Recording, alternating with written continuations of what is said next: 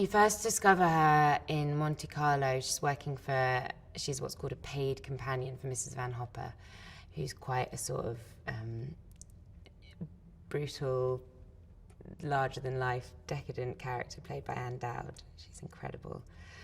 And then, yeah, she meets Maxim de Winter and very quickly becomes his wife.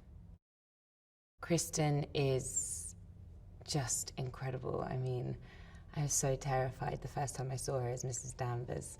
And she basically just bullies me and like messes with my head throughout the entire movie. And like a lot of the characters do, actually, I've become sort of quite a broken person. But Kristen's incredible. And we did manage to have loads of fun, actually, even though we have a few scenes that are really, really intense. We were laughing at ourselves, thinking that we were being quite hammy actors and really falling into the sort of melodrama of it, because there's a lot of that in this story. It's like the gothic romance of it is very sort of, at times feels much like very larger than life and quite heightened and really like full on. So we had quite a lot of fun with that. I read the book when I was young. I think it was like a book, there's several books that my mum gave me to read, and Rebecca was one of them. I read it when I was about 20. And then now I've read it just like over and over and over and over and over again. I love it so much. So I think maybe I love it too much. I think in some ways it's been just like my lifeline, and other times I've had to like sort of try and like lock it in a drawer, because otherwise you become too reliant on it. Whenever I like go into a scene, I always try and think, what am I smelling? What am I hearing? Because you're in the mind of this character in the book, you get a sense of everything, of touch, of feel, of the tick-tock of her brain, like everything. And so I always try to make it feel kind of visceral.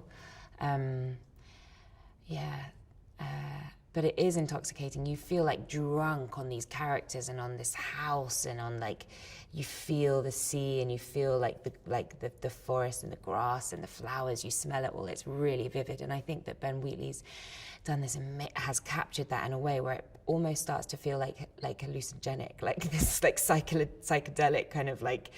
Whereas I think my character gets more and more drugged as this story goes on, and she can't know what's true and what's not, and what's happening to her and who's being honest, and it becomes sort of so overwhelming.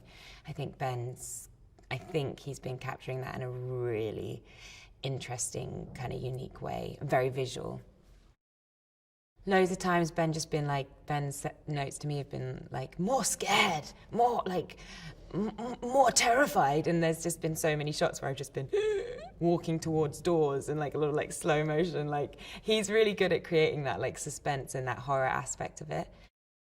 It's amazing to have like a film called Rebecca about this woman that you never see or meet. So it's, the whole thing has this air of like mystery and of being desperate to know this woman. I think as a reader you feel like that, as my character certainly feels like that.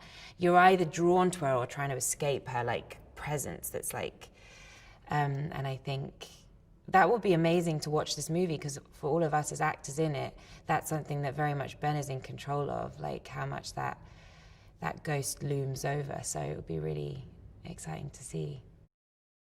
Army brings just, I mean, he's just, I could never imagine him any other way now. It's like he's just brought his charisma and soul, and it's the first time I sort of walked out in France and saw him stood by a gold Bentley in a gold suit with the golden sun of the Côte d'Azur shining down, and I was almost fainted. It was too much.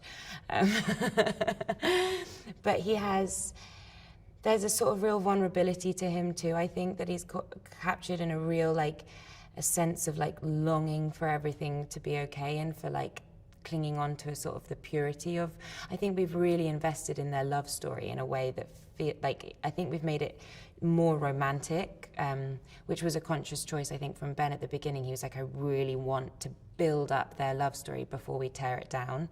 And so there's some of it feels like quite different from the book, in that we're like closer in age, and I think you really, really root for them and he's just brought this kind of like, he's just incredible, and he's just amazing to act opposite. I think it's felt really real and raw, and we've really tried to like make it feel really just whatever happens in the moment, let that be. And he's, yeah, I think he's brought like a real damaged fragility, but also a kind of like, you root for him too. This film has almost several different films within the film. At the beginning, it's this like really romantic love story, then it becomes a ghost story when they get to Manderley, and then suddenly it's like a sort of thriller murder mystery, crime drama almost at the end, and I love the thriller side of it as well. I think Ben's really brought that out. But Daphne, certainly by the end, we've drawn on characteristics she talks about in the book of doing absolutely anything to save this man she loves, and she does do almost anything. She goes rogue and she really takes control of the situation and literally saves his life. It's been an amazing journey from my first fitting with Julian, who I've worked with before and think he's just incredible.